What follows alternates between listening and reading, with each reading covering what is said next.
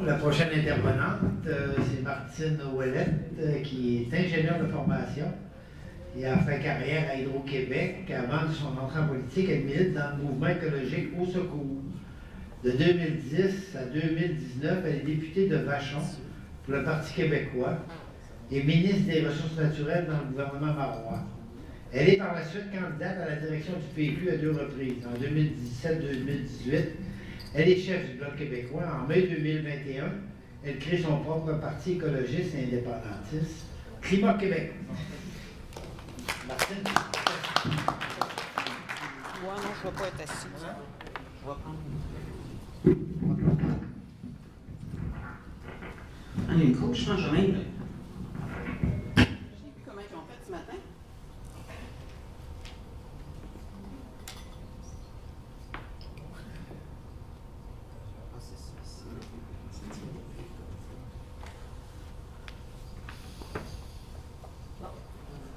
Mais là, tu vas te promener où, là? Parce qu'on veut que ça soit sur la vidéo, hein? Je vais essayer de ne pas trop me promener, mais je vais avoir de la marge de manœuvre. J'aime pas trop ça de voir avec l'onde corde de même. Ah non, fais pas ça. Ça devrait être possible. Je vais pouvoir m'approcher ici, fait que je vais juste me rapprocher de la caméra, ça va être. Donc,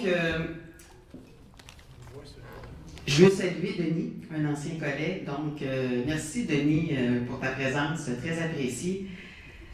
Je voudrais saluer aussi dans la salle, j'ai vu dans les inscriptions, je ne sais pas si les personnes sont encore ici, mais il y a 3-4 personnes de Rio Tinto, je ne savais pas, qui se sont inscrites, donc je voudrais les saluer.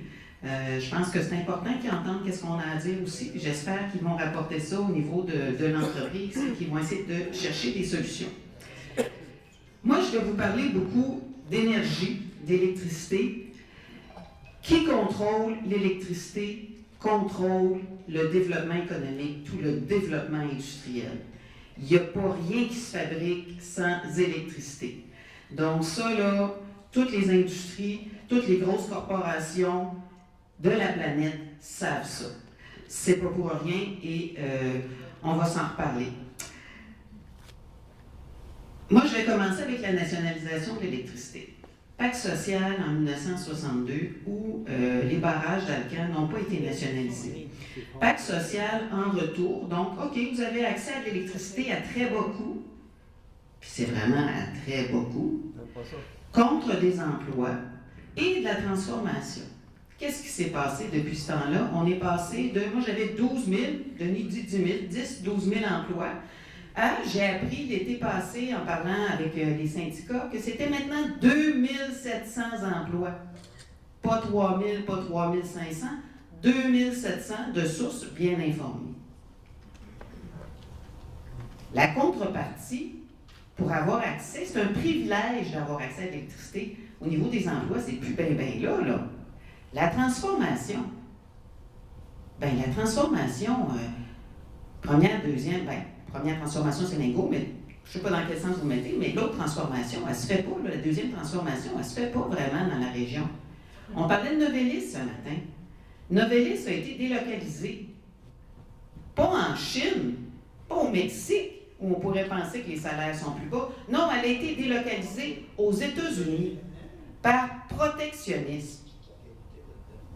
Donc ça, le protectionnisme, c'est les gouvernements qui mettent des règles pour protéger les emplois. Pourquoi que notre gouvernement ne l'a pas fait? Il y avait des obligations à Alcan qui ont été transférées à Rio Tinto de faire de la transformation.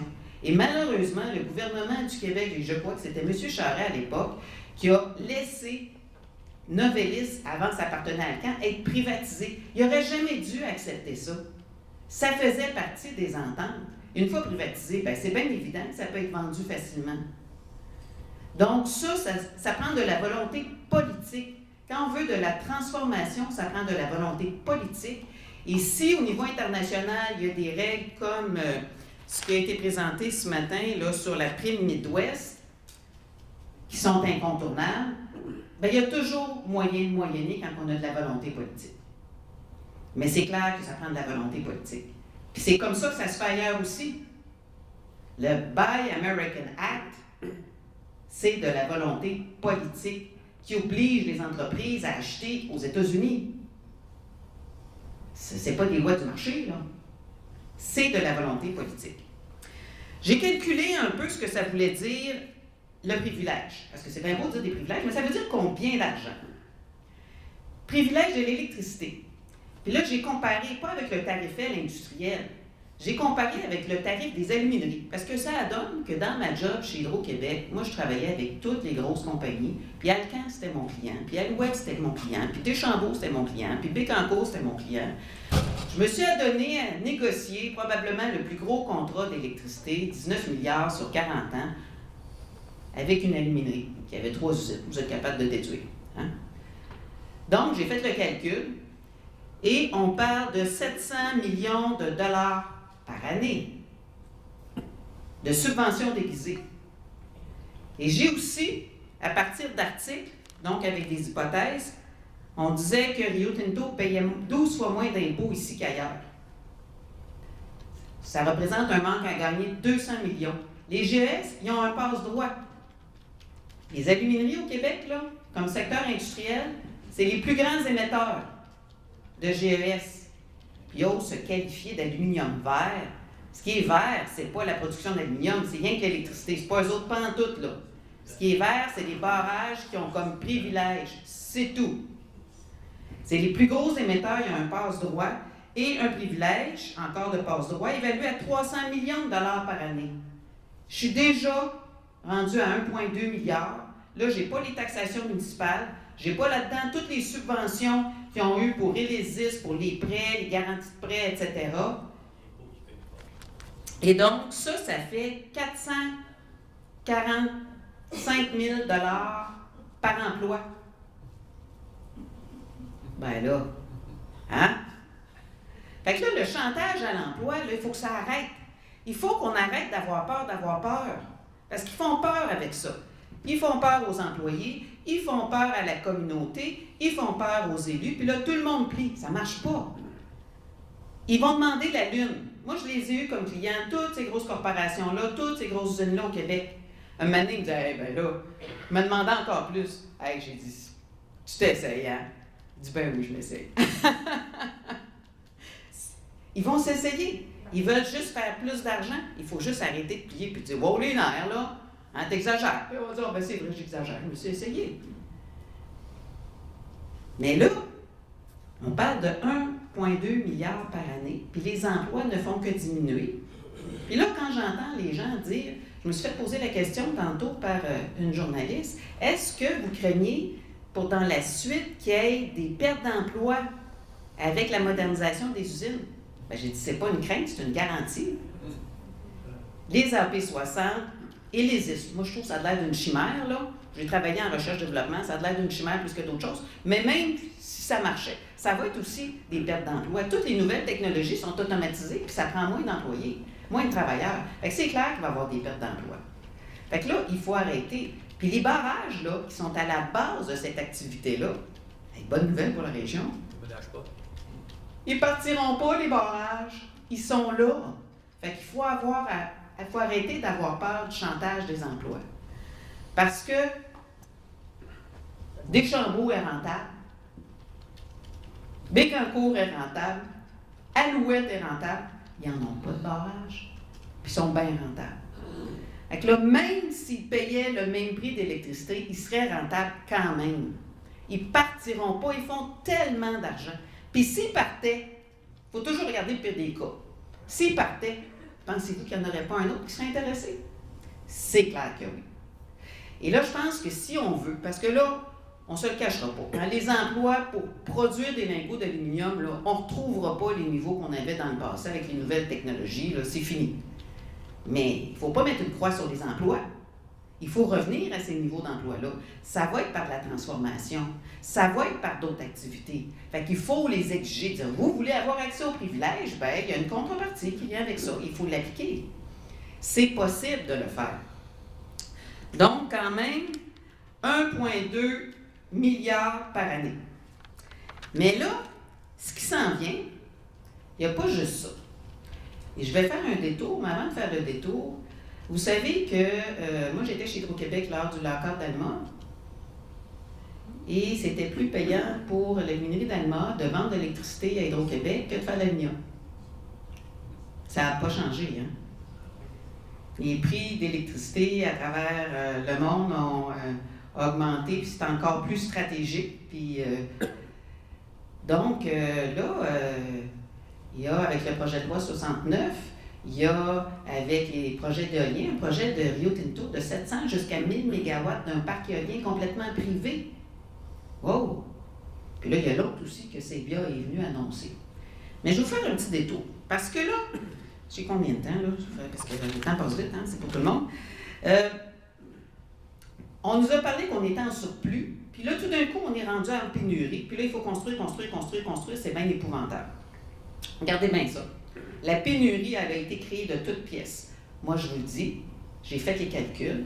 Si on défait toutes les mauvaises décisions qui sont prises, puis je vais vous parler desquelles, on a assez d'électricité pour sortir le gaz, parce que quand Legault parle de décarbonation, là, c'est pas de la décarbonation pour le Québec, là. Il est en train d'aider les grosses entreprises à venir s'installer ici, parce qu'il prétend que s'ils s'installaient ailleurs, ça serait au charbon, puis qu'ici, c'est à l'électricité, fait qu'il dit que c'est de la décarbonation. Mais tout ça, c'est bien théorique, parce qu'il n'y a rien qui dit qu'ailleurs, ce serait du charbon, premièrement. Puis il n'y a rien qui dit que c'est si nécessaire de produire encore plus, puis encore plus, puis encore plus. Fait que là, tout ça, là, c'est de la désinformation à la grandeur. Mais on a assez d'électricité au Québec pour sortir tout le gaz et tout le pétrole, en utilisant aussi d'autres technologies comme la géothermie, l'efficacité énergétique et les économies d'électricité. C'est clair. Mais comment ils sont en fait pour passer de surplus à pénurie? Je ne sais pas si vous vous rappelez, on a signé des contrats d'exportation. Un contrat signé par Éric Martel, puis un contrat signé par Sophie Brochu, que moi j'aime bien gentiment nommer notre pyromane pompière. 10 TWh chacun. 20 TWh. C'est beaucoup d'électricité qu'on va ne pas encore commencer à livrer, qu'on va commencer. Et le pire de ça, cette électricité-là, on va la vendre à perte. Ils nous ont dit qu'on ferait des milliards avec ça. Pourquoi? Parce que quand on est en surplus, on dit, ben là, notre coût de production, on a parlé tantôt avec Robert du patrimonial, autour de 3,5 cents le kilowattheure. Et le prix de vente aux États-Unis, 7 cents. Fait qu'on fait donc 3,5 cents le kilowattheure à chaque kilowattheure qu'on vend. Ça fait une couple de milliards. Mais là, on est en pénurie. Fait qu'il va falloir construire à combien? Ça, c'est Sophie Brochu qui l'a même écrit dans son plan stratégique, je n'invente pas le chiffre. À 11 cents. On va donc construire à 11 cents pour être capable d'honorer ces contrats-là, qu'on va vendre à 7 cents. Fait qu'à chaque kilowattheure qu'on va vendre aux États-Unis, on va en perdre 4. On va perdre 16 milliards sur la durée de vie des contrats. C'est le temps de résilier ces contrats-là, surtout qu'aux États-Unis, ils sont tellement protectionnistes, il y a bien du monde qui n'en veut pas. C'est le temps de résilier. Et ça, c'est 20 TWh. Et après la signature de ce contrat-là, quelques semaines, elle a sorti son plan stratégique qui disait qu'elle allait manquer 100 TWh. Puis là, c'est vieux, là, il est dans l'enflure verbale, là, puis il est rendu à 150 puis 200 TWh, là. Mais elle le savait quand elle a signé le contrat, qu'elle allait manquer d'électricité. Parce qu'un plan stratégique, là, je sais, là, j'en ai déjà écrit, là, ça ne s'écrit pas en dedans de quelques semaines. 4-5 semaines, c'est pas vrai. Là. Ça prend plus de temps que ça, là, puis après ça, la révision, l'impression, etc. Donc, elle le savait. C'est pour ça que je vous dis, après ça, elle parle du Dollarama de l'électricité. Bien, c'est qui a fait le Dollarama de l'électricité? Elle l'a fait quand même en bonne partie, là. Puis pire que ces deux contrats d'exportation-là, il y a le programme PAFI qui a été mis en place par l'équipe de Couillard et qui a été continué par l'équipe de Legault. 20 de rabais sur le tarif industriel, déjà le moins cher de la planète. Je résume ça, à peu près 5 cents. C'est 5,3, mais mettons 5 cents pour faire des calculs faciles. 5 cents le kilowattheure, mais 20 qui vont payer 4 cents. Fait que là, toutes, moi je les appelle là, les carnivores énergétiques de la planète, là, se sont rués. Et là, Fitzgibbon nous dit hey, « J'ai jamais eu autant de demandes. » Bien, certains. Moi, du temps que j'étais chez Hydro-Québec, c'est moi qui recevais, entre autres, là, les demandes des nouveaux gros industriels. On ne disait pas oui à tout le monde. Les gros databases, là, des grosses banques de données, là, qui ne créent pas d'emploi, on leur disait non, il n'y a pas de... Notre électricité est tellement importante là, que c'est pas vrai qu'on va la livrer s'il n'y a pas de contrepartie. C'est un bien commun. Puis si elle est si pas chère, c'est parce qu'on a décidé qu'on voulait que ça serve au développement économique du bien commun, pas à l'enrichissement de quelques particuliers. Hein? Parce que quand ils disent que c'est du développement économique, ces affaires-là, c'est pas du développement économique. Moi, j'appelle ça du mercantilisme, mais c'est de l'enrichissement de certains particuliers. C'est pas du développement économique pour le bien commun. On leur disait non. Bien, c'est sûr que si tu baisses le prix à 4 cents le kilowattheure, puis que tu dis, ben, pas ouvert, ben là, tous les gros carnivores énergétiques de la planète s'en viennent ici, puis hey, c'est le party, là. Et la facture, elle va être salée. Elle va être salée, hein, s'il vous plaît. Et là, on parle, et là, c'est secret, ces chiffres-là, on n'est pas capable de les avoir. Mais j'ai fait des règles de 3 avec ce qui était public. On parle de 70 TWh. Je vous ai dit que Sophie Brochu, elle disait qu'elle a manqué 100. Mais il y en a 20 en exportation, il y en a 70 dans les PAFI à 4 cents. Puis, même équation tantôt, là. Ils vont l'acheter à 4 cents. Puis comme il va manquer d'électricité, on va la construire toujours à 11 cents. On va perdre combien? 7 cents à chaque kilowattheure qu'on va leur livrer. Hey, c'est fou braque, ça. C'est une folie. Et donc, il faut résilier ces ententes-là, arrêter d'aller de l'avant. Et dans ces projets-là, il y a les Norvolt, là. Norvolt, là, c'est une start-up, là. C'est incroyable qu'ils soient embarqués là-dedans. Je parle, puis il n'y a pas rien que l'électricité, il y a 7,3 milliards sans due diligence. C'est évident. Ils ont une seule usine en Suède et elle n'était même pas capable de faire fonctionner à pleine production sa ligne de production. Elle était à quelque chose comme 5-10 %. Bien, voyons donc, si elle n'est pas capable, attends avant d'investir qu'elle soit capable et qu'elle démontre que ça fonctionne. C'est la base. Et moi, je ne crois pas que c'est parce que le gouvernement est incompétent, parce qu'il y a plein de monde qui leur ont donné les informations, il y a plein de monde qui savent comment faire les choses, mais ils ont volontairement fermé les yeux. Il n'y a pas pire aveugle que celui qui ne veut pas voir. Et je pense que c'est par volonté d'aider certains intérêts particuliers. Et ça, il faut que ça arrête. Et ça nous appartient collectivement, parce que le gouvernement, bien, on les lit. Donc, on a des choix à faire. Donc, passer de surplus à pénurie. Et là, ils ont annoncé hier, projet d'hydrogène Côte-Nord, des Allemands, 307 MW, puis on est en pénurie. Hey, ils rient de nous autres, là. Puis là, c'est de l'hydrogène pour faire de l'ammoniac, pour faire des explosifs. J'ai pas regardé le détail de ce que ça donne, mais j'ai regardé beaucoup l'hydrogène du côté de Test Canada, qui est Power Corporation, et c'est complètement une aberration. 70 % de pertes énergétiques. Test Canada, l'hydrogène en Mauricie, là. Donc, si tu utilises, parce qu'ils transforment l'électricité puis l'eau en hydrogène, qui transforment après ça, qui réforment en méthane, et si tu utilises ce méthane-là pour chauffer les maisons, parce que c'est censé rentrer dans le réseau d'énergie, hein, c'est pour énergie, bien, tu vas alimenter 40 000 maisons. Si tu utilises l'électricité directe qui sert à tout ça, tu vas alimenter 666 000 maisons avec une thermopompe. Voyons! Puis ils nous disent qu'ils font de la décarbonation et qu'ils participent à la transition énergétique. C'est une vaste farce. C'est de la désinformation à grandeur. Donc, il faut, puis malheureusement, nos médias ne sont pas très critiques, je dirais ça comme ça. Et j'arrive après ça à la privatisation, mais il faut que je vous parle un petit peu de Michael Sabia. Michael Sabia, parce qu'il faut savoir les gens d'où ils viennent et qui ils sont. Michael Sabia, c'est le gars à la base de la privatisation du CA, avec Jean Chrétien. C'est là qu'il a fourbi ses armes et qui a appris à faire de la privatisation. Il a ensuite été nommé par Jean Charest, qu'on sait qui a eu son pont en or par les Desmarais pour s'en venir comme premier ministre au Québec. Et donc, il a été nommé par les Desmarais à la Caisse de dépôt de placement. Malheureusement, renommé, je n'ai jamais compris pourquoi, j'étais une des seules au Conseil des ministres à dire, ben voyons donc, ça n'a pas de bon sens, par Pauline Marois. Et quand il est parti d'Hydro-Québec, il est allé fonder la Banque d'infrastructure du Canada. La Banque d'infrastructure du Canada, BIC, c'est une banque de privatisation. Ils appellent ça des PPP, c'est pas mal plus joli, hein, du partenariat public-privé, mais c'est pas du partenariat parce que c'est jamais des affaires privées qui sont nationalisées, c'est toujours des affaires publiques qui sont privatisées. Fait que c'est clairement de la privatisation.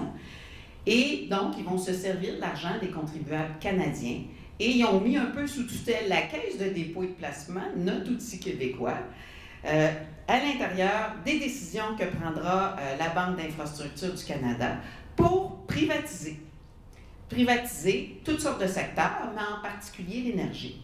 Et qu'est-ce qu'a fait Michael Sebia après ça? Il est allé sous-ministre des Finances avec Justin Trudeau. Et comme sous-ministre des Finances, il nous a concocté des beaux programmes de subvention pour les énergies renouvelables, accessibles au privé. Ça peut être aussi accessible à Hydro-Québec, mais Hydro-Québec a déjà assez d'argent. Puis si elle prend ces subventions-là, elle va être obligée de faire des rendre compte au Canada. Imaginez, là, on rentre dans du fédéral-provincial, hein, c'est toujours partout. Et après avoir été sous-ministre des Finances, où c'est qui est nommé? À la tête d'Hydro-Québec. Well, well, well. Et là, il nous arrive, puis il nous dit, non, non, non, on ne privatisera pas Hydro-Québec, puis l'éolien, là, ben, on va mettre ça sous le contrôle d'Hydro-Québec. Well, well, well. Le projet de loi 69. Le projet de loi 69, là, c'est, j'étais pour dire qu'ils vont se retourner dans leur tombe, Jean Lesage et René Lévesque, mais c'est plus qu'ils vont se retourner dans leur tombe, ils vont se lever debout, tellement ça n'a pas de bon sens. On est en train, par le projet de loi 69, de privatiser l'électricité. Et ils sont habiles, là, ces gens-là. Ils sont brillants. Ils ne privatiseront pas les grosses infrastructures d'Hydro-Québec. Ils savent bien qu'ils vont avoir trop de gens qui vont s'opposer. Mais tous les nouveaux développements, tout ce qu'ils peuvent privatiser, ils vont privatiser par la porte en arrière. Ils vont privatiser par l'actionnariat. Parce que dans notre imaginaire, quand on est actionnaire, on est propriétaire. Quand tu es actionnaire et que tu n'es pas majoritaire, tu ne décides pas grand-chose. Donc, c'est ce qu'ils sont en train de faire. Et quand il dit Hydro-Québec va être maître d'œuvre pour l'éolien, comme le projet qui est venu annoncer ici, là, bien en fait, il ne sera pas maître d'œuvre parce qu'il va avoir un privé, puis parce qu'il va avoir des communautés locales. On pourra s'en reparler des communautés locales. Est-ce qu'elles doivent avoir le fardeau d'un prêt sur le dos de leurs contribuables? C'est pas une si bonne idée que ça, là. Il y a d'autres façons d'avoir un retour aux communautés locales. Puis oui, ça en prend un retour. Mais le privé. Et donc, ils vont créer une nouvelle structure, la compagnie X. Et cette compagnie X-là va gérer en fonction du profit, pas en fonction du bien commun. Et ce n'est pas les gens d'Hydro-Québec qui vont gérer les contrats de sous-traitance. Puis tout ça, ça va être les gens de cette compagnie X-là. Donc, c'est de la privatisation et c'est exactement la recette qu'a utilisée Total. Je ne sais pas si vous connaissez Total en France, une pétrolière. Parce qu'après la Première Guerre mondiale, c'est l'Allemagne qui a cédé à la France dans la défaite, qui a cédé ce qu'ils ont appelé à peu près la Compagnie des pétroles de France. Le nom n'est peut-être pas exact, mais ça ressemble à ça. Et tranquillement, ils ont ouvert l'actionnariat jusqu'à temps que ça soit complètement privatisé. Les Desmarais connaissent très bien cette compagnie-là parce qu'ils ont été des dirigeants de cette compagnie-là de 2000 à 2010. Donc, ils savent très bien comment ça fonctionne et c'est exactement la recette qu'ils mettent ici. Donc, la privatisation par l'actionnariat. La privatisation par aussi, ils peuvent privatiser les barrages jusqu'à 100 MW, c'était 50. Là, ils augmentent à 100. L'éolien a été privatisé au Québec avec Lucien Bouchard. Lucien Bouchard a ouvert la porte à la privatisation là, de l'éolien, de la santé. Il a même voulu privatiser l'eau. Moi, comme militante au Parti québécois, j'ai fait une bataille épique et j'ai eu des représailles immenses pour me battre contre la privatisation de l'eau à Montréal que Lucien Bouchard voulait faire avec Rémi Trudel. Donc, c'est assez hallucinant, là. Et là, avec le projet de loi 69, ils permettent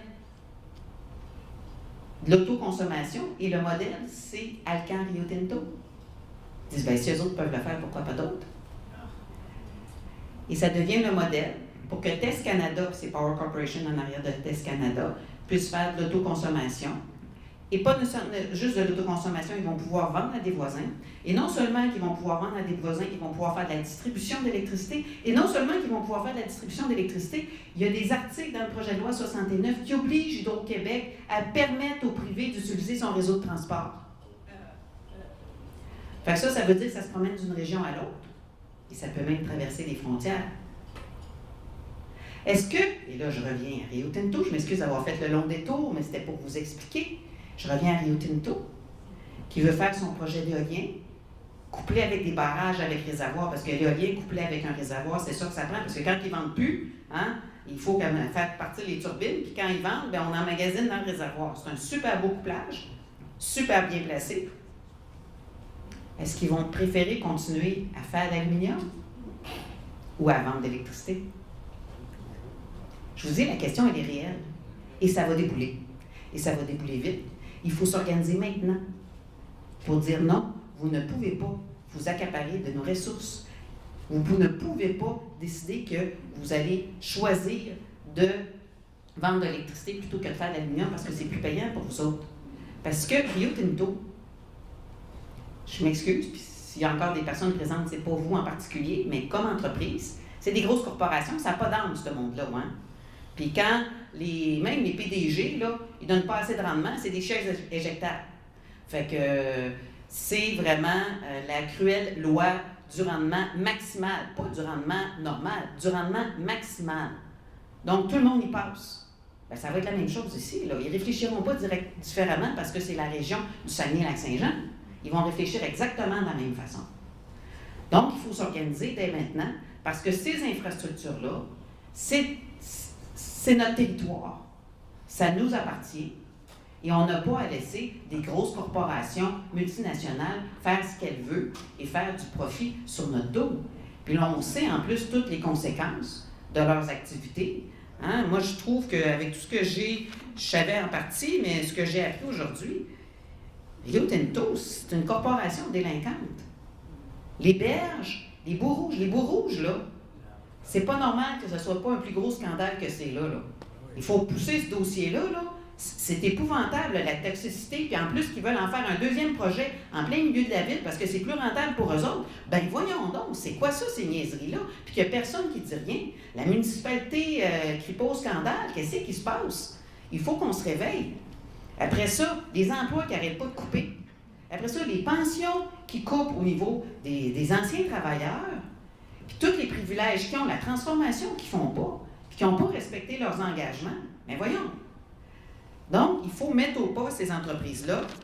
Et ça prend du courage. Et plusieurs me diront, ouais, mais c'est pas possible, on a essayé dans le passé. Puis les lobbies, puis je l'ai entendu, hein, la tentacule, et je le confirme, la tentacule de Rio Tinto, elle est énorme. Elle est énorme. Ils sont, en tout cas, moi, du temps que j'ai été ministre, très arrogants. J'en avais deux comme ça. Puis je travaillais avec toutes les grosses usines au Québec, là. C'est Rio Tinto puis Résolu. Les deux, il faut leur parler le même langage qu'eux autres. Hein, sinon, tu te fais manger à laine sur le dos, c'est pas long. Mais, la bonne nouvelle, c'est qu'ils n'ont qu'un pouvoir d'influence. Ils n'ont pas de pouvoir de décision. Ils n'en ont pas. Ils ont des pieds d'argile. Et là, je vous dis ça, je m'excuse, je vais peut-être dépasser un petit peu mon temps. Non, c'est pas si pire. Ils ont des pieds d'argile. Quand j'étais ministre des Ressources naturelles, il y a des McKinsey, des Merrill Lynch, ou je ne sais plus, là, c'est quel gros consultant international qui a fait une étude. C'était quoi le plus gros risque pour les minières à travers le monde? Quand je regardais ça, prix des métaux, parce que le prix des métaux, il se promène de même. Non. L'acceptation sociale. C'est-tu le minerai qu'ils ne trouveront pas parce qu'ils ont fait de l'exploration, mais tu sais, des fois, ça a l'air qu'il y a quelque chose, mais il n'y en a pas tant que ça. Non. Ce sont les communautés locales. Ça vous donne le pouvoir des communautés locales. Il faut l'exercer. Et la force des lobbies, c'est triste que je dise ça, mais la seule force des lobbies, c'est la faiblesse des élus en face d'eux. La politique, ça a remplacé la guerre. Et quand on est au gouvernement, il y a des gros intérêts financiers. Et pour de l'argent, il y a du monde qui sont prêts à faire bien des affaires. Fait qu'à un moment donné, il faut savoir que ça joue dur, puis que ça joue des fois sauvage, puis ça joue en bas de la ceinture. Puis quand tu tiens debout, moi, les minières, là, c'est pas sorti dans les journaux à Montréal ou à Québec, là, mais c'est sorti à Toronto. Les minières ont mis 1 million pour me tasser. Ils n'ont pas réussi, mais ils m'ont égratigné quand même solide. Hein? Ça n'a pas été facile. Puis ils ont travaillé avec d'autres de mes collègues, qu'eux autres ont réussi, ils ont plié. Donc, mais on peut se tenir debout. Puis c'est vrai qu'on n'a pas vu ça depuis longtemps, puis que les jeunes qu'on qualifie des fois de désengagés, qui ne s'impliquent pas, qui ne sont pas là, ben, eux autres, ils n'ont jamais connu ça, un gouvernement qui se tient debout pour le bien commun. Parce que moi, les exemples que je vais vous donner, là, dans un cas, je n'étais pas née, puis dans l'autre cas, là, j'étais bien petite. Fait que je les ai même pas connus moi-même vraiment, là. Ben, c'est Jean Lesage avec René Lévesque. Puis il n'était pas tout seul. Il y avait la fonction publique. Jacques Parizeau, qui est un grand mandarin à l'époque. Puis ça jouait dur, là, quand ils ont nationalisé l'électricité, là. Ça chirait à grandeur. Puis les gros financiers de Montréal et de Toronto, là, ils ont dit à Jean Lesage puis à René Lévesque, « Vous ne réussirez pas, ça va être un échec, on ne vous prêtera pas, vous n'aurez pas d'argent. » Une chance que René Lévesque puis Jean Lesage avaient Jacques Parizeau. Parce qu'eux autres, ils ne savaient pas trop quoi faire avec ça, mais Jacques Parizeau, il dit « Oh oui! Hey, pas rien que là qu'il y en a de l'argent, là. » Il a pris l'avion, il est allé à New York, puis il est allé chercher son prêt à New York, puis ils ont nationalisé l'électricité. Mais ça a joué dur. Lise Payette, puis j'aime ça donner comme exemple parce que c'est une femme. Lise Payette avec René Lévesque, qui a créé la Société d'assurance automobile du Québec. Tous les gros assureurs ne voulaient rien savoir. Les avocats qui étaient dans ça ne voulaient rien savoir. Elle a tenu son bout. Puis on a eu la SAQ.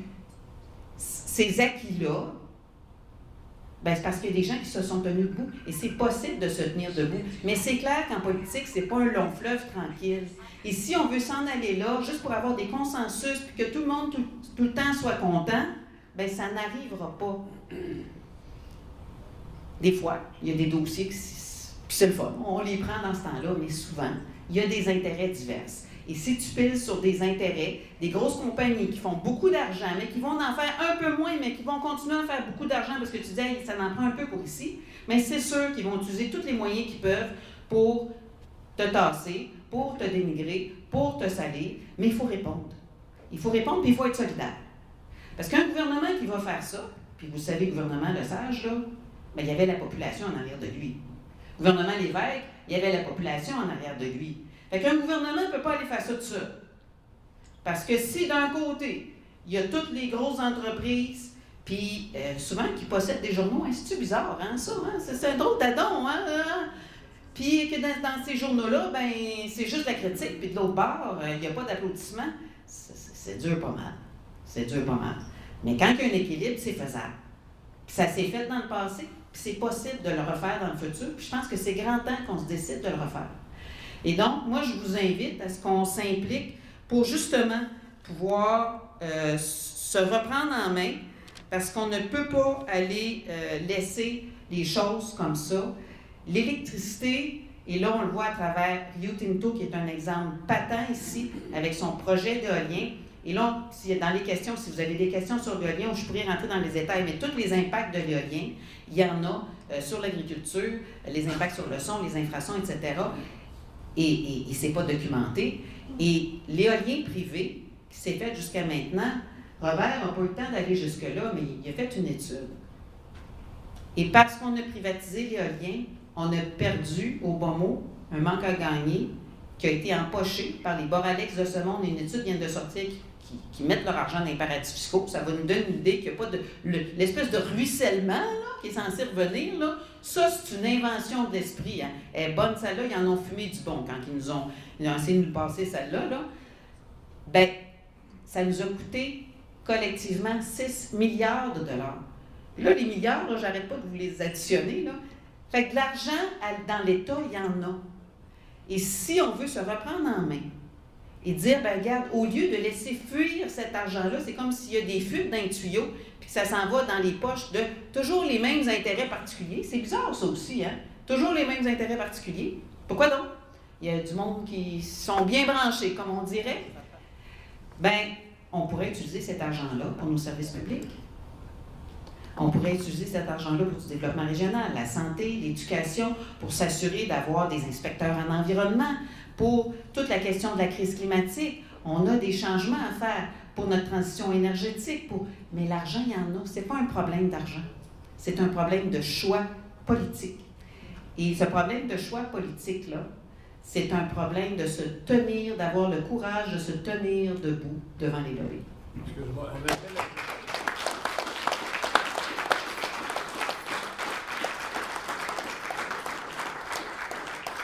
Martin Lavoie, juste une question. Je voudrais juste t'amener peut-être à nous. Quand tu étais ministre des Ressources naturelles, il y en a eu un combat très fort contre les gaz de schiste. Qui est très fort. Tu as eu à lutter contre Lucien Bouchard, qui était devenu le représentant de ces compagnies-là. On a un exemple là, de qui se présente au pouvoir, qui est opportuniste et qui ne l'est pas. Mais si tu pouvais en parler un peu, ça réveillerait peut-être la chaleur qu'il faut. C'est un peu choquant. Moi, vous savez, j'étais militante au Parti québécois, j'ai été 30 ans, j'ai commencé, j'avais 16 ans. J'ai fondé le comité d'environnement. Je me suis battue contre Grande Baleine et à l'époque, Jacques Parizeau a écouté. Et ensuite, je me suis occupée de la politique de l'eau. Je me suis battue contre la privatisation de l'eau. J'ai même proposé la nationalisation du commerce de l'eau. Je ne sais pas si à l'époque, vous vous rappelez de Jean Coutu qui voulait exporter de l'eau par bateau, puis de Lucien Bouchard qui a vendu la compagnie ESCA qui était québécoise à Parmalat, qui elle-même l'a vendue à une américaine. Je me disais, pourquoi qu'on laisse aller ça? L'eau, c'est essentiel comme l'électricité. Et là, de me retrouver ministre, et j'avais fait la bataille quand j'étais au secours contre les gaz de schiste. Et d'ailleurs, quand je suis arrivée, Pauline Marois est venue me chercher, je ne voulais plus retourner en politique. Mais elle a vraiment insisté. Mais je dis, Pauline, moi, je suis contre les gaz de schiste. Je me suis prononcée comme présidente d'au secours contre les gaz de schiste. Gaz de schiste, là, c'est les gaz les plus polluants de la planète parce que c'est dans des petites bulles là, comme les palettes de chocolat Aéro, puis ça fait des cracks, puis il y a des fuites épouvantables. Puis d'ailleurs, c'est 80-85% du gaz de schiste dans le réseau d'énergie en passant. C'est pour ça c'est plus important de sortir le gaz au Québec parce que c'est du gaz de schiste que le pétrole. En tout cas.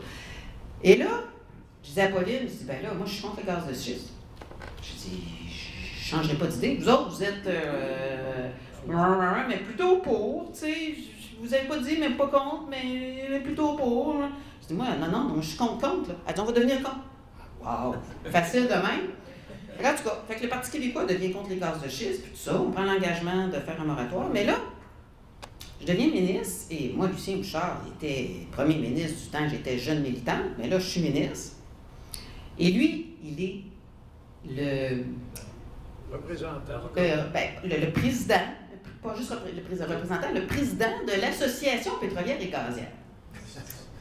Et là, dans une de mes premières demandes de conférence, c'est l'Association pétrolière et gazière qui me demande de venir faire la conférence comme ministre des Ressources naturelles, qui n'était pas trop content de m'inviter, mais bon, c'est moi la ministre, fait qu'ils n'ont pas trop le choix. Et là, Lucien Bouchard me demande une rencontre en privé avant, fait que j'accepte la rencontre en privé avant. Et là, il commence à me déblatérer toutes ses affaires sur les gaz de schiste, puis sur le pétrole, puis je le laisse aller pendant 10 minutes, par respect. Mais là, à un moment donné, j'ai dit, ça va faire. J'ai dit, là, M. Bouchard, là, j'ai beaucoup de respect pour vous, là, mais là, ce que vous dites, c'est pas vrai. J'ai dit, je suis un peu déçue que vous ne soyez pas plus préparé sur vos dossiers, là, vous ne connaissez pas de quoi vous parlez. Parce que ça, c'est pas vrai, le gaz de schiste, c'est plus polluant, c'est pas vrai que c'est rentable. Là, j'avais tous les chiffres. Il était pas content. Il était pas content. Mais il s'en venait me faire la leçon, là. Très paternaliste, là. Et je veux bien, là, mais là, j'avais plus 25 ans, là. Et moi, je venais d'Hydro-Québec, là. Et je suis ingénieur mécanique de formation, puis je pense que ces dossiers-là, je les connaissais pas mal mieux que lui, là. Fait qu'il y aurait eu avantage d'être un petit peu à l'écoute plutôt que me déblatérer n'importe quoi. Et donc, c'est ça, les lobbies. Mais à un moment donné, il faut leur dire, là, ça suffit. Puis ça se fait. Il n'était pas content. Qu'est-ce que vous voulez? On ne va pas commencer à lui donner ce qu'il veut juste parce qu'il soit content. Et d'ailleurs, j'avais dit ça à un moment donné à Pauline, parce que moi, je suis habituée avec les chambres de commerce. À Hydro-Québec, je suis venue régulièrement, là, moi, dans la région ici, rencontrer les chambres de commerce, rencontrer les clients, et je sais comment ils fonctionnent, les clients. Puis là, je voyais Pauline fonctionner, là, quand on allait rencontrer des chambres de commerce ou quand on se faisait inviter, elle me demandait souvent de venir avec elle à cause des dossiers. Je disais, bien là, Pauline, es-tu consciente que ces grosses corporations-là, là, on ne veut pas se faire aimer d'eux autres. On veut se faire respecter. c'est pas pareil. Puis, c'est pas vrai, là, même si on est en politique, c'est pas vrai parce qu'on discute avec ces corporations-là, puis même si, mettons, ça a de l'allure puis qu'on leur donne ce qu'ils veulent, c'est pas vrai qu'on va nécessairement avoir leur vote, là. Voyons donc. On est le Parti québécois indépendantiste, ces gens-là sont pour le statu quo. Voyons. Mais ça n'empêche pas de faire les bonnes décisions. Moi, j'ai pas de problème. C'est une bonne décision, c'est une bonne décision. Si ça l'avantage de l'entreprise, mais c'est une bonne décision pour le bien commun, c'est bien correct. Mais quand ils exagèrent, il faut leur dire non. Là, ici, ça exagère pas mal, là, Rio Tinto. Et j'ai oublié de mentionner, mais c'est pas anodin. Je me suis mis en gros, puis j'ai encore oublié. Jérôme Pécresse, le nouveau PDG de Rio Tinto. C'est pas un hasard, puis c'est pas anodin, là. Lui, il vient pas de l'aluminium, hein? Il connaît zéro puis une barre en aluminium. En général, quand il y a des changements comme ça, là, on a vu, nous autres, à Hydro-Québec, là, les gens qui sont arrivés à Hydro-Québec qui connaissaient zéro puis une barre à l'électricité, là, c'est parce qu'ils veulent donner des orientations différentes. Hein, quand André Caillé est arrivé, là, il arrivait de Gaz Métro. Ben, il voulait faire prendre un virage gazier à Hydro-Québec, imaginez-vous donc. Ben, Jérôme Pécresse, il vient de General Electric, dans les lauriers. Et c'est pas anodin.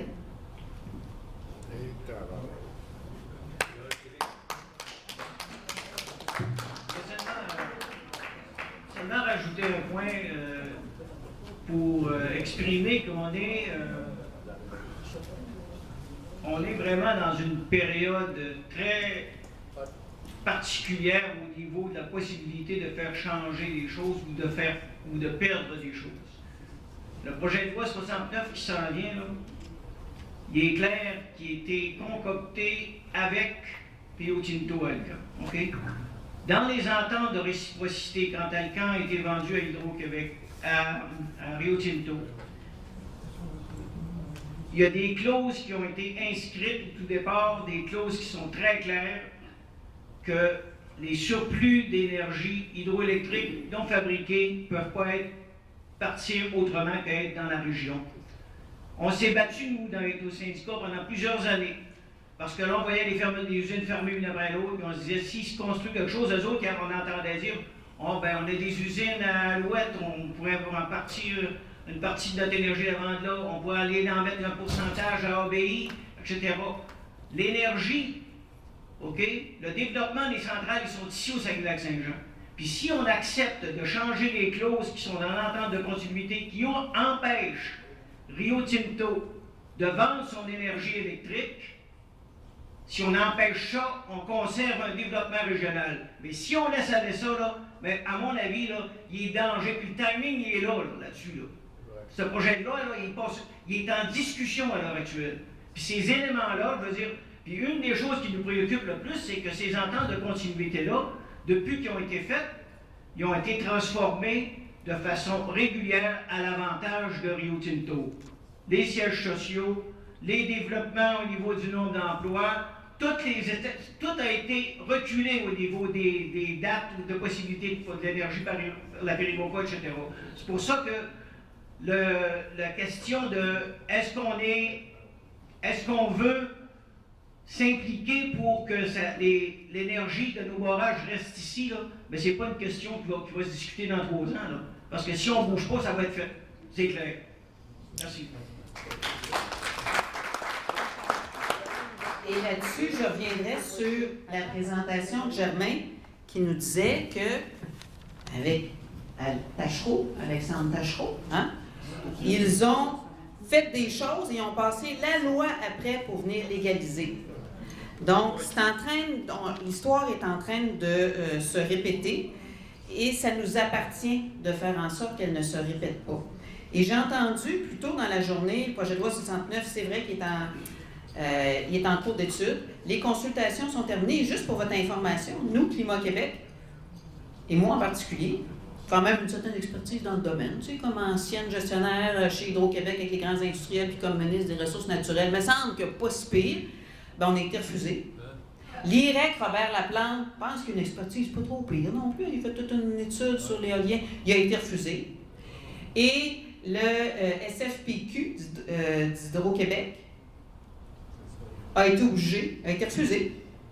Ils ont été obligés de négocier avec la FTQ pour se faire partager le temps de la FTQ. Ils se sont glissés dans le temps de la FTQ.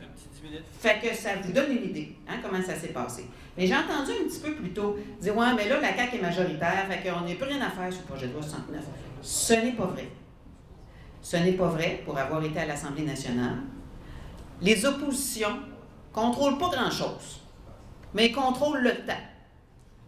Hein? Ils peuvent filibuster. On m'aurait dit avant, quand j'étais au PQ, il ne faut pas que tu dises ça parce qu'on le fait, mais il ne faut pas le dire qu'on le fait. Non, non, ils peuvent filibuster. Filibuster, là, ça veut dire utiliser tout le temps. Et dans un projet de loi, il y a des articles de loi. Et à chaque article de loi, on peut faire un nombre d'amendements illimité. Et chaque député peut parler 20 minutes sur chaque amendement. Hein? Fait que là, à l'époque, il y en a même qui lisaient le bottin téléphonique. C'est rendu interdit aujourd'hui. Il faut que tu parles en lien avec le dossier. Mais ça se fait. Moi, je l'ai fait sur le projet de loi Saint-Mine des libéraux, avec mes collègues. Puis on a tenu le projet de loi jusqu'à la fin de la session.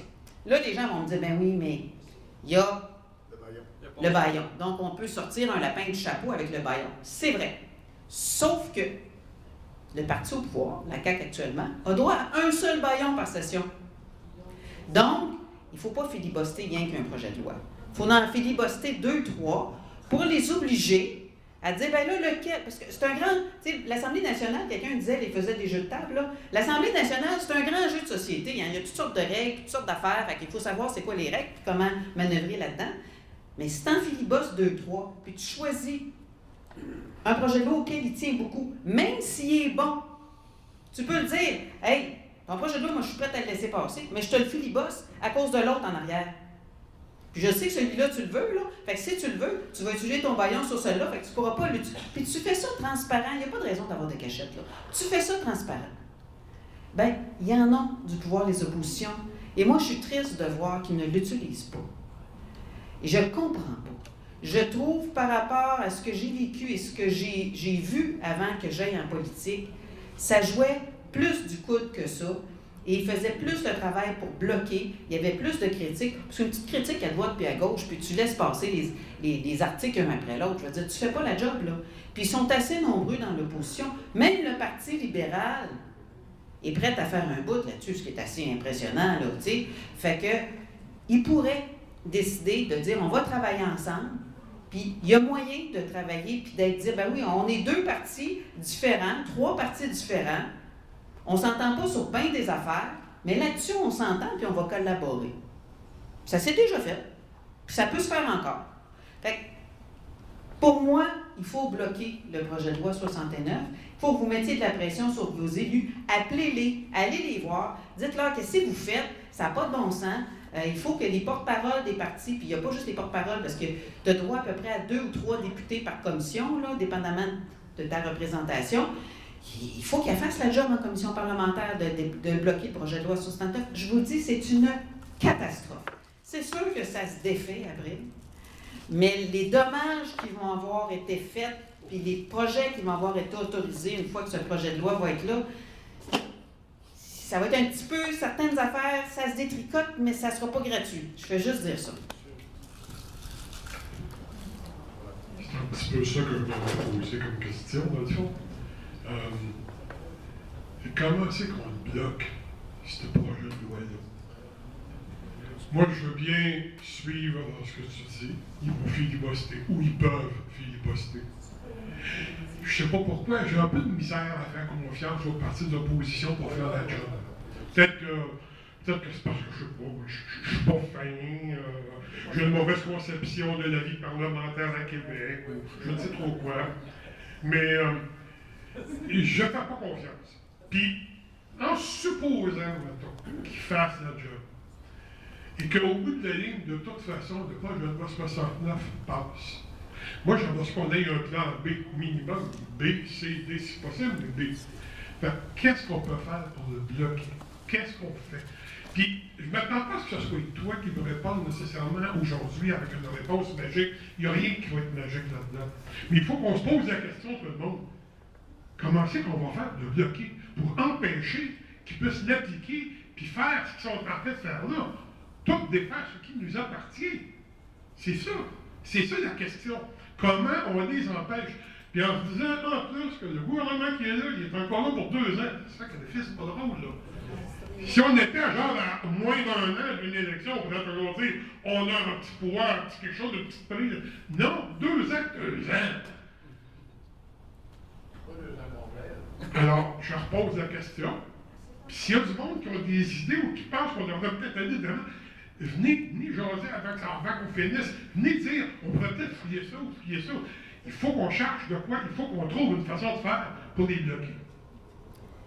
Je vais vous en suggérer quelques-unes, mais c'est sûr qu'il y a d'autres idées. Moi, j'ai offert ma collaboration. Je suis prête à aller m'asseoir. Je sais c'est quoi filibuster, là, pour nous écœurer. Là, il nous faisait rentrer le vendredi, puis tout ça. Puis à un moment donné, j'ai demandé de pouvoir finir plus tôt parce que c'était la fête de ma fille. Ils m'ont refusé, en tout cas. Ils m'ont fait pleurer cette fois-là. Mais je suis prête à y aller à Québec, puis à aider, parce qu'ils ont le droit d'avoir des conseillers là, pour les aider. Là. Moi, je suis prête à aller à Québec et les aider bénévolement. Là. Je leur ai dit, là, les oppositions, n'importe laquelle des oppositions, je suis prête à aller les aider. Fait que ça, il y a ça.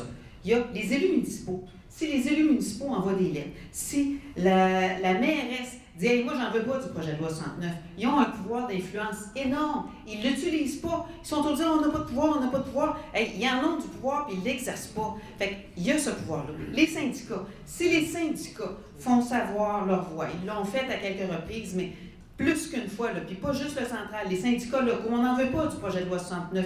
Et moi, je suis disponible pour aller rencontrer les syndiqués, des assemblées de syndiqués, l'expliquer qu'est-ce qu'il y a là-dedans, répondre aux questions. Donc, il y a moyen. Tous les groupes de retraités, la même chose, faire des lettres. On ne dit pas qu'une action va faire une différence, mais l'addition de ces actions-là, puis c'est quel coût qui va faire déborder le vase, on ne sait pas. Dans les gaz de schiste, ça en a pris beaucoup. Beaucoup de manifestations, des manifestations devant l'Assemblée nationale, s'il y a des gens qui sont prêts à se déplacer. Il y a plusieurs choses qui peuvent être faites, puis je pense qu'il faut essayer. Parce que si on n'essaye pas, on est sûr que ça ne marchera pas. Si on essaye, on se donne une chance. Les médias aussi. Les médias. Faites des lettres ouvertes dans les médias. Fait que les lettres que vous envoyez, faites pas juste les envoyer au gouvernement, publiez-les aussi dans les journaux. Tant qu'elles soient écrites, elles sont déjà faites. Hein? On fait une pierre deux coups. Je vais peut-être avoir une petite partie de la réponse. Je m'appelle Joanie, je travaille pour le service budgétaire Lac-Saint-Jean-Est, qui est une association de défense des droits des consommateurs. Puis le projet de loi 69, on lutte contre, pas juste moi toute seule, plusieurs associations de défense des droits des consommateurs partout dans le Québec. Il y a déjà des actions qui ont été faites. Et il y en a une la semaine prochaine à Alma, qui est un drop de bannière. Les médias vont être invités, je vais faire un discours, il va y avoir de l'information qui va se distribuer, fait que vous êtes invités, si vous voulez vous mobiliser contre le projet de loi 69, à venir nous rejoindre à 8h30. Dans le fond, ça va être de 8h30 à 10h, les médias sont invités à 9h. Ils vont être invités, c'est pas fait encore. Dans le fond, c'est là que j'allais dire, à Alma, dans le parking du cinéma Boulevard Cascade, Belvédère, en face de la rivière, justement. Oui, dans ce coin-là, directement. La photo de Michel Côté, là, venez nous rejoindre là, vous allez nous voir, on va faire notre drop de bannière là, mercredi, le 30. Bravo! C'est bon. C'est ça, parce qu'on lutte contre le projet de loi, on fait la défense des consommateurs, puis il y a la précarité énergétique là-dedans, il y a toute la privatisation, il y a plusieurs enjeux, là. C'est une grosse bédite, mettons, je pourrais dire. Mais c'est ça, c'est important parce que un ménage sur 7 en 2024 vit la précarité énergétique, donc se fait couper l'électricité, ils sont pas capables de... Puis, tu sais, bon. Fait que, il y a tout ça. Fait que si vous voulez vous mobiliser, vous pouvez venir nous trouver mercredi prochain. On va être bien contents. 8h30. Parce que ce qu'il y a aussi dans le projet de loi 169, il y a plein des affaires. C'est fou, là. Puis quelqu'un qui le lit, puis qui ne connaît pas ça, il n'arrive pas à traduire qu'est-ce que ça veut dire. Parce que ça change tel petit bout d'une loi, tel petit bout d'une autre loi. Mais dans ça, il y a aussi des possibilités d'augmenter les tarifs. Parce que là, quand CBIA vous dit « Ah, il faut construire, puis on va investir 185 milliards. » Il y a quelqu'un qui va payer ça, là. Là, Legault nous dit, puis on a l'air d'avoir une petite chicane, là, il dit « Non, les tarifs résidentiels, ça ne bougera pas d'ici 2026. » Ouais. Checkez bien après 2026, par exemple. Fait que c'est ça qu'il y a dans le projet de loi 69, la possibilité de faire des augmentations de tarifs. Puis même s'il y a une loi qui l'interdit jusqu'en 2026, bien après 2026, par exemple, watch out. Donc, c'est fou. Une toute petite question, Martine. Tout à l'heure, tu as évoqué dans une intervention, le règlement de contrôle intérimaire pour l'histoire des berges du Saguenay en aval. Pourquoi on ne se sert pas du règlement de contrôle intérimaire pour ça? Pour bloquer loi 69, pourquoi, ou pour bloquer les Bouges, pour bloquer quelque chose, tu comprends? Est-ce qu'il sert-tu partout ce règlement-là, ou c'est limité aux berges, tu comprends? En fait, c'est un outil municipal. OK? C'est un outil municipal pour protéger le territoire. J'en parlais pour la bauxite, pour le nouveau projet de bauxite, que le site où ils veulent faire le nouveau projet, la municipalité pourrait, avec le règlement de contrôle intérimaire, dire non, vous ne pouvez pas aller là. Parce que nous, il y a trop de conséquences, il y a trop d'impact. Pour les berges, il faudrait que je réfléchisse, je ne sais pas comment on pourrait l'utiliser. Donc, c'est vraiment un pouvoir sur le territoire. Dans le cas du projet de loi 69, c'est pas sur le territoire de la municipalité, mais je vous le dis, le pouvoir d'influence des municipalités, il est quand même très grand. Il faut que ça commence en quelque part, mais bon, là, j'ai comme compris que la municipalité de Saguenay, là, mais sinon ça peut être une autre, parce qu'il y a d'autres municipalités au Saguenay-Lac-Saint-Jean, mais c'est une municipalité qui commence. Il faut que ça commence à une place. La municipalité n'a pas besoin d'être grosse. Et là, on part avec un modèle, puis on part avec le bâton de pèlerin, de faire accepter ça, de faire entériner qu'il y ait cette résolution-là dans plusieurs municipalités. Et ça monte. C'est possible de faire ça si vous êtes proche de vos conseillers municipaux, puis ça n'a pas besoin d'être la ville de Saguenay, ça peut être d'autres municipalités. Nicolas Bardi, dans le fond, c'était juste pour renchérir ce que vous disiez, parce que, tu sais, on chose souvent sur les Américains, mais souvent, les appareils démocratiques, ils l'utilisent plus à leurs avantages. Parce que souvent, là, au conseil de ville, là, il y a 0 personne. Puis il faudrait demander, les citoyens de la place, qu'on demande des résolutions à nos élus municipaux. Puis au MRC aussi, moi, j'ai été à un conseil des maires, là, il y avait 0 citoyens dedans. Puis ma conjointe en venait me rejoindre, là, la porte est barrée. Fait que ça démontre un peu, puis nos commissions scolaires, là, ça démontre un peu l'état de notre démocratie au Québec. Fait que, tu sais, qu'est-ce qu'il faut qu'on fasse? Il faut qu'on reprenne un peu le contrôle de nos institutions. Il faut qu'on aille au conseil de ville, qu'on aille au conseil des MRC, puis qu'on dise à nos élus locaux, puis qu'eux autres, qu'ils l'inscrivent dans des résolutions, puis que là, ça va faire boule de neige. Si on appelle notre député, puis on parle à son attaché politique, puis que là, il prend son message au téléphone, puis il ne vous rappelle pas, ben, il se passe rien. Fait que, tu sais, là, j'ai l'exemple de Dracula avec les fourches et les haches, là. C'est un exemple imagé, mais il faut se déplacer en masse. Il faut revendiquer les choses auprès de nos élus locaux. J'ai l'impression qu'à un moment donné, ça va monter au niveau, on est paliers un petit peu plus élevés. Mais ça demande de l'effort. Oui, ils sont vendus à Rigaud de Cinto. Ils sont dans la douceur de vivre dans l'air de Rigaud de Cinto. Excusez-moi, Mme Mollette, moi je vais changer. Je propose, je vais faire la mouche sur le coche. Non, vous allez ouvrir la porte un petit peu depuis votre conférence sur les éoliennes. Votre nom? Camille Girard, professeur à l'Université du Québec à Chicoutimi. Vous avez ouvert la porte un petit peu sur la question des éoliennes. Et vous savez que le projet de l'achat-mouchoine, ils ont annoncé un projet de 9 milliards, 500 éoliennes, en collaboration avec les Premières Nations. Mastoyage. Parce que déjà, Radio-Canada, dans une conférence, à un moment donné, dans une interview, on avait posé la question combien de travailleurs inuits travaillent à Alcan ou travaillent chez Price. Alors, en revenant à l'université, j'ai eu des téléphones de gens dans le cadre me disant de mêler de mes affaires. OK? Mais je ferme la parenthèse. Mais c'est ça, sur le projet appui de. Qu'est-ce que vous en pensez d'abord? Puis, l'alliance avec les Premières Nations qui me semble, je veux dire, parce qu'on aurait pu parler aujourd'hui de la baie James de Manicouagan, où tous ces enjeux-là ont été sapés. En tout cas, pour les Premières Nations, en tout cas pour Manicouagan, on s'entend. Oui, pour Manicouagan, oui, pas pour Baie James, là. Oui, pour Manicouagan, on s'entend. Pour la baie James, déjà, il y a eu une autre forme d'entente, puis j'espère qu'elle est meilleure que ce qui s'est passé à Pessamit, en tout cas. Mais sur l'enjeu des éoliennes, un petit peu sur... Bon, il y a plusieurs choses dans ce projet-là. Oui, il faut que les projets énergétiques se fassent avec les communautés locales, qu'elles soient autochtones ou les municipalités. Et pas juste les municipalités, parce qu'en Mauricie, là, les élus s'arrangent, là, puis ils se font parler par le ministère des Affaires municipales, mais leurs citoyens sont contre, puis les élus sont pour, parce qu'ils vont recevoir là, des petites miettes, là, des petites pinottes, là, puis c'est correct. Fait que c'est tout ce problème-là. Et moi, je ne pense pas, parce que là, c'est de la privatisation. C'est un projet d'Hydro-Québec, puis le chat est sorti du sac par le chef de Mastoyache. Il dit, il va y avoir aussi un privé là-dedans. Savia, il n'en a pas parlé. Hein. Il est habile, le Moses. Hein?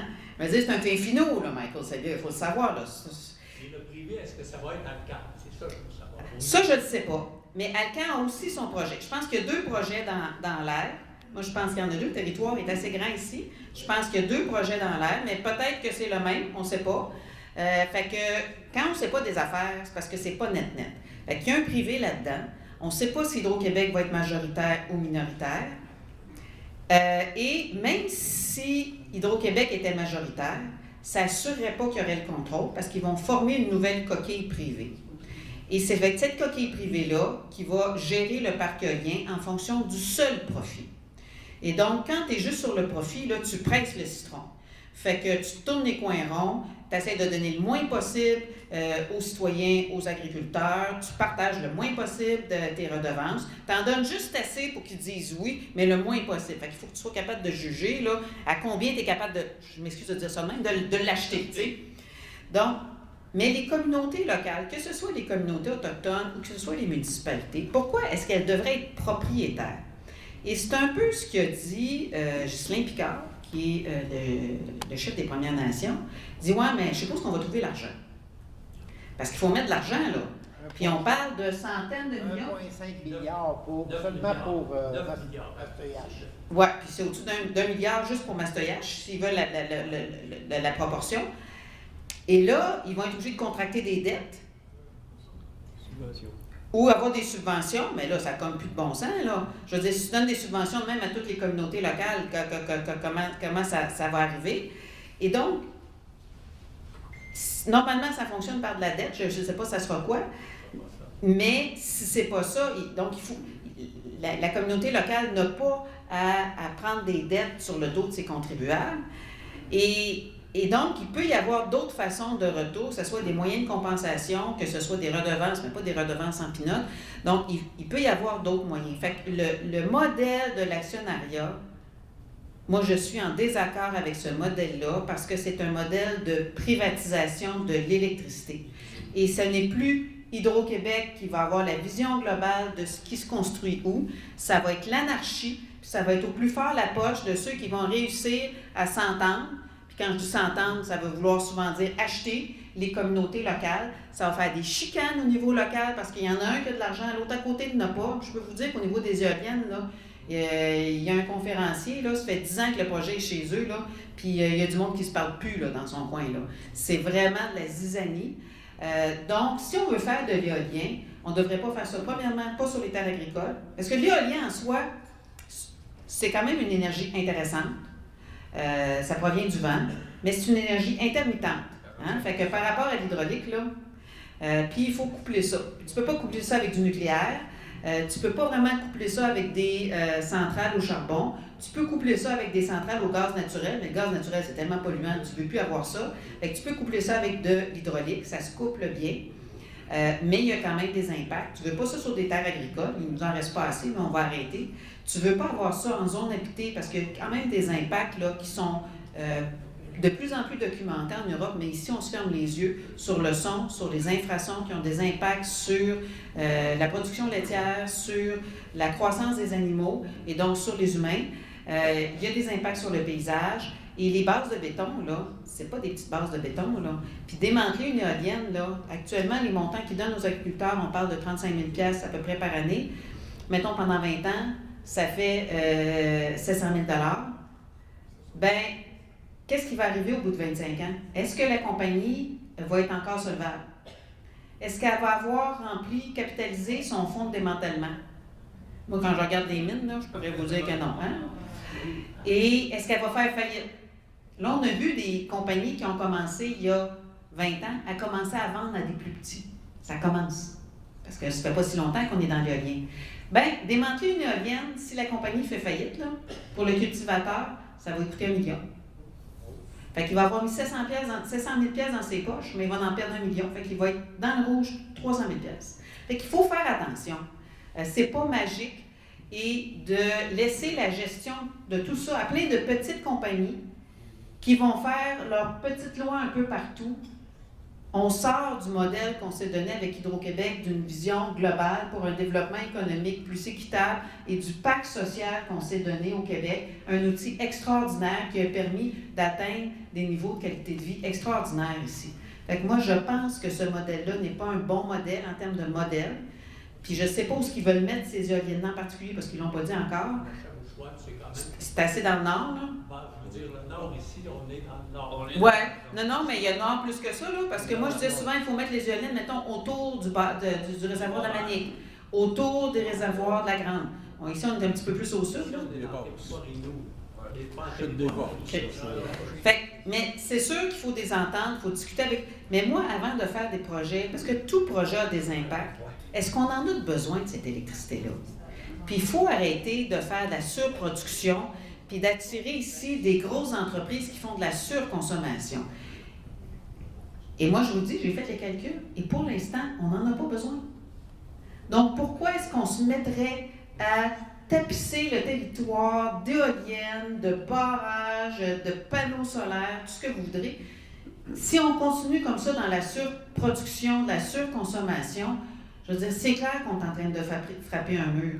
On en a déjà, et il faut, avant d'en produire plus, il y a des pourcentages importants d'efficacité énergétique à aller chercher dans les entreprises. On peut aller chercher jusqu'à 20 %. Comment ça se fait que ça ne se fait pas, puis qu'on se ferme les yeux?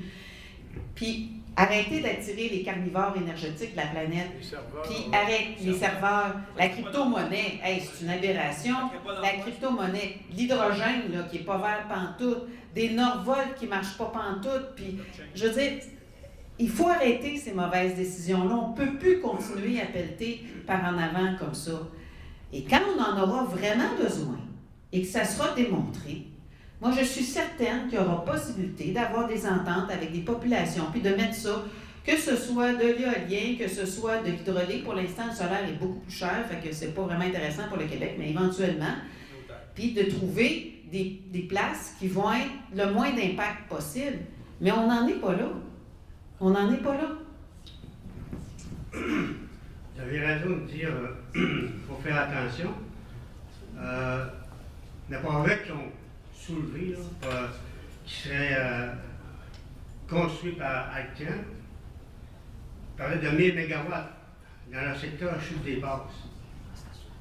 Mais 1000 MW, ça en prend des éoliennes. On a 6 dans le secteur Saint-Bruno. 6. On a 6, à peu près 3 à 4 MW chaque.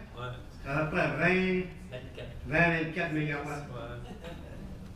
Mais là, 1000 MW, c'est plus que la centrale de chute des passes qui en produit 850. Là, ça prend une sous-station, ça prend des lignes, même les lignes qui ont Alcan. C'est pas fait pour pouvoir faire passer 1000 MW de plus. Saint-Bruno, c'était très difficile de communiquer. De connecter. Oui, de connecter, ça a été très difficile, très complexe. C'est tout ça, là. Je ne sais pas dans quoi qu'ils nous envoient et dans quoi qu'on s'en va, là. Mais, tu sais, c'est énorme, là, un projet comme ça, là. On ne sait pas comment ça va coûter et comment est-ce qu'ils peuvent construire ça. 142 éoliennes, là, je l'ai calculé, là. C'est ça, en fait, 143 éoliennes, 1000 MW. Puis en fait, ils disent 1000 MW, mais c'est pas un vrai 1000 MW, parce que l'éolien, c'est intermittent. 45 %? Ils disent 35, mais c'est entre 25 et 35. Fait que ça fait entre 250 et 350 MW, dépendamment du vent. Oui, ça serait une possibilité de 1000, mais c'est jamais 1000. Ben non, c'est 1000 de capacité, mais installée, mais jamais ils vendent pour ça, là. C'est 500 pour... Ils vendent du vent? Ils vendent du vent. C'est un cheval de 3000 de capacité. C'est censé dans le tabac.